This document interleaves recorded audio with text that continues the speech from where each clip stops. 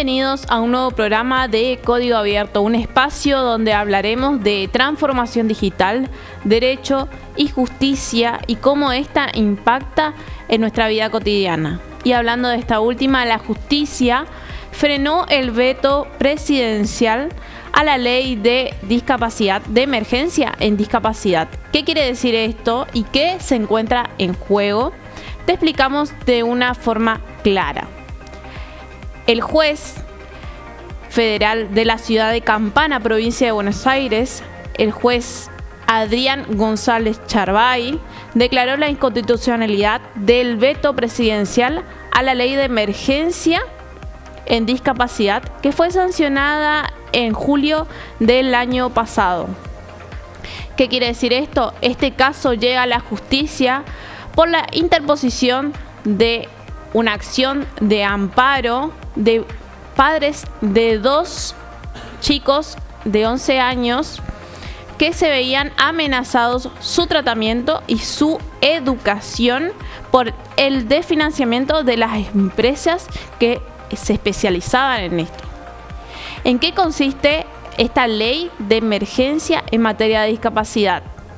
Se trata de una norma que fue sancionada en julio del 2024 y tiene una vigencia hasta el 2026 y regula el régimen de asistencia y financiamiento de la inclusión de las personas con discapacidad. Y entre algunos puntos de la norma tenemos la siguiente.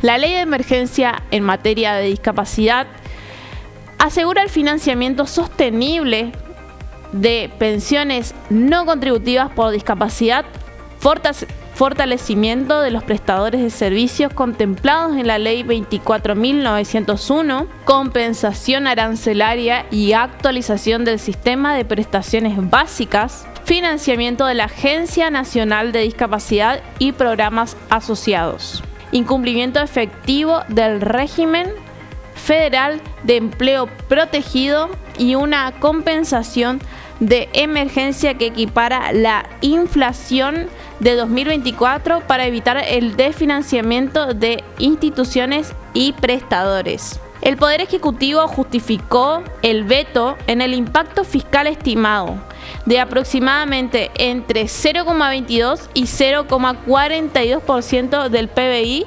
según la Oficina de Presupuesto del Congreso. El gobierno sostuvo que aceptar la norma iría en contra del equilibrio fiscal innegociable, principio establecido en el último pacto de mayo. Sin embargo, ¿qué nos dice el Ministerio de Salud sobre esto? El Ministerio de Salud sostiene de que esta situación no generaría un perjuicio actual, sino que sería un perjuicio a futuro, se cree que para los niños, y que la decisión es de carácter político y no justiciable. Sin embargo, el juez nos dice lo siguiente. El juez González Charbay resaltó que el recorte en los fondos ya está afectando la continuidad de los tratamientos, lo que no es una amenaza futura, sino es una realidad actual. Desde diciembre del 2023, los aumentos otorgados a las prestaciones quedaron muy por debajo de la inflación, generando una pérdida crítica del poder adquisitivo. Por otro lado, los hermanos de 11 años tienen doble carácter de vulnerabilidad por tratarse de niños y por tratarse de personas con discapacidad, lo que exige de parte del gobierno una máxima protección según la Convención sobre los Derechos de las Personas con Discapacidad, de carácter y jerarquía constitucional.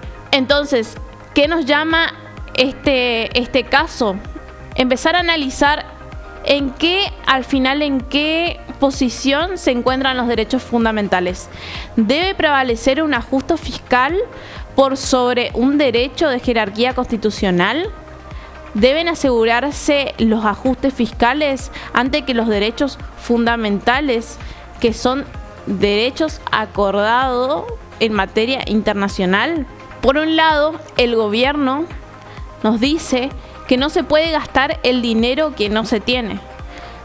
pero por otro lado la justicia nos garantiza que los derechos fundamentales deben ser respetados, sobre todo en materia de discapacidad, y no deben estar subordinados a un ajuste fiscal.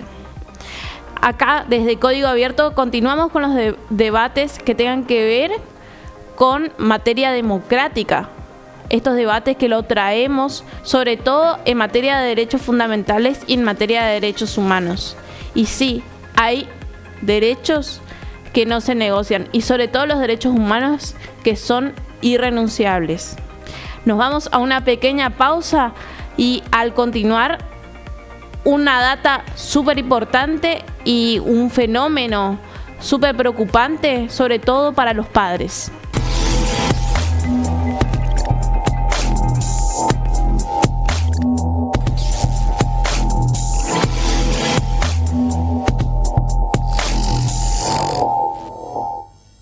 Continuamos este bloque con un fenómeno actual sobre transformación digital, sobre el uso de la inteligencia artificial, pero antes que nada hacernos una pregunta. ¿Qué tan seguro hoy, como familia, qué tan seguro estamos de subir la foto de nuestros niños y adolescentes a las redes sociales? Esto es un debate que actualmente lo llevamos a nuestra familia y debe ser un tema cotidiano en la mesa al momento del almuerzo, la cena, del compartir. Si bien hace unos años se adoptó la costumbre de que los domingos con el almuerzo hacer la foto familiar, hacer la foto del primer añito y subirla a nuestras redes sociales. Sin embargo, hoy con el avance y el uso de la inteligencia artificial es una práctica que genera un riesgo para nuestros niños y adolescentes, ya que se encuentran en riesgo frente a las llamadas deepfakes, que como habíamos hablado en programas anteriores, las deepfakes o pensamientos profundos se trata de la manipulación mediante el uso de inteligencia artificial, los software de inteligencia artificial, de imágenes o videos, tratándolas de modificarlas pareciendo que sean reales, pero no lo son.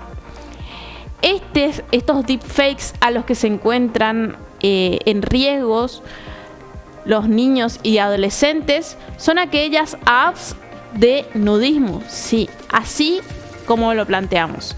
No solamente nosotros como adultos corremos ese riesgo, sino que nuestros niños y adolescentes. ¿De qué se trata estas deepfakes?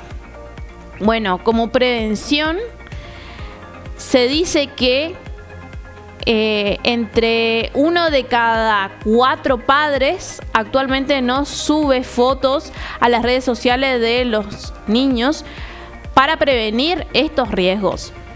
Y también se dice de que las apps de nudismo son fáciles de usar, son baratas, cuestan apenas unos $, y encima en algunos casos te dan hasta una prueba gratuita. Las empresas de nudismo que distribuyen este material de menores y de adolescentes como deepfakes, se dice que aproximadamente facturan $36 millones anuales. Son fáciles de utilizar, y la otra es que son sumamente comunes entre nuestros jóvenes y adolescentes. Se dice que el impacto de estas deepfakes genera un daño como si esa imagen fuese real. Por otro lado, prevenir y evitar esta práctica de la difusión de imágenes. Creo que la mayoría de los padres o los abuelos han difundido alguna vez, por ejemplo, el primer día de clases de su nieto, de su sobrino.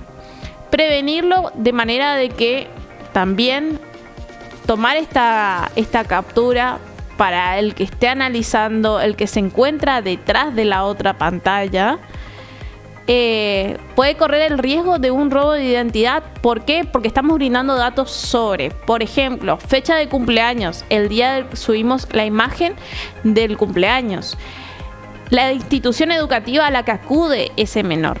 Entonces, ponemos en riesgo constantemente a nuestros niños y adolescentes. Desde acá, desde Código Abierto, damos unos consejos un poco prácticos para poder sobrellevar esto y evitar los daños que conllevan. Algunos de estos son: compartir fotos solo por mensaje cifrado con familiares cercanos. La importancia de este ítem es que los familiares deben ser de suma confianza. Usar álbumes privados en la nube con acceso restringido. Una de las apps que tenemos de acceso restringido es, por ejemplo, el Google Fotos. Podemos subirlo y compartir solamente con los que tengan el enlace para entrar al mismo. A su vez, evitar publicar información que revele datos sensibles. Volviendo al tema, por ejemplo, fecha de cumpleaños, el primer día de clase, la institución educativa a la que acude el menor. Si bien como padres, como abuelos, como tíos, como adultos, está en la decisión de cada uno publicar si se quiere o no las fotos, pero como ciudadanos debemos prevenir y tener prácticas que sean acordes y sobre todo estar informados de que esto existe y que los daños pueden algunas veces ser irreversibles, porque algo que se sube a la nube ya se esparce y es muy difícil de volver a recuperarlo o volver a bajarlo. En el programa de hoy nos encontramos con dos caras de lo que es la transformación digital y los avances tecnológicos. Por un lado, el freno que le hizo la justicia a la restricción de la ley de discapacidad y el reconocimiento de los derechos de las personas con discapacidad. Y por el otro, los riesgos que conlleva la imagen digital de nuestros niños y adolescentes frente a la manipulación mediante el uso de inteligencia artificial. Si bien el Estado debe garantizarnos una protección, pero es responsabilidad de cada uno de nosotros como ciudadanos estar informados, prevenir y difundir de forma clara, porque es una problemática actual. En Código Abierto seguimos debatiendo sobre cómo progresamos como ciudadanos y cómo protegemos en estos avances y en esta progresividad los derechos de las personas que amamos y sobre todo nuestros derechos. Vamos a seguir con más programas donde estaremos analizando todas estas problemáticas actuales y todas estas problemáticas, sobre todo que restrinjan los derechos que tengan que ver con los derechos humanos. Continuaremos analizando en el siguiente programa más casos como estos y nos encontramos hasta el siguiente programa.